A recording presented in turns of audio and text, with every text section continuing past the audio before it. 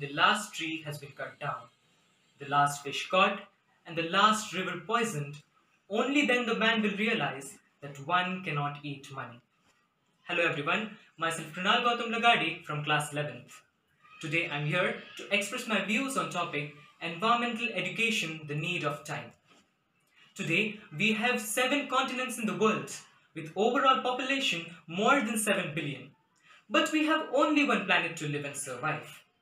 We have limited food resources, limited shelter and limited place.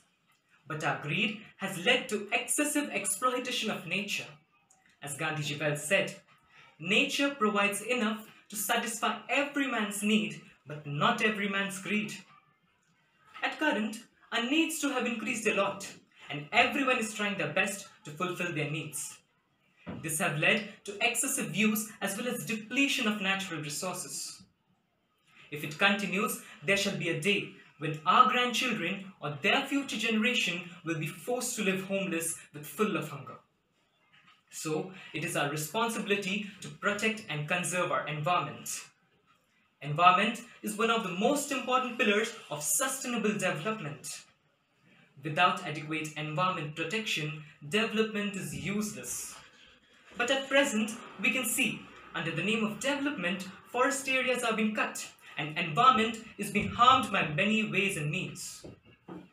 In addition to this, the day-by-day increasing population, especially in India, has led to environmental damage. Environmental damage causes great tensions for human nature. It has been estimated that by 2030, food production will need to be doubled. Industrial output, along with energy, increase 3 times in the world and 5 times in the developing nations. This growth can bring a risk of appalling environmental damage.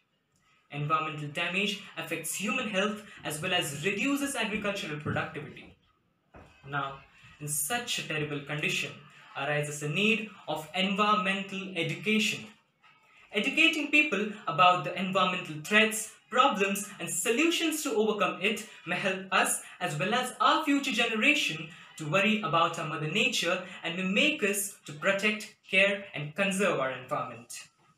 As we all know, without proper education, handling any situation or matter is highly impossible.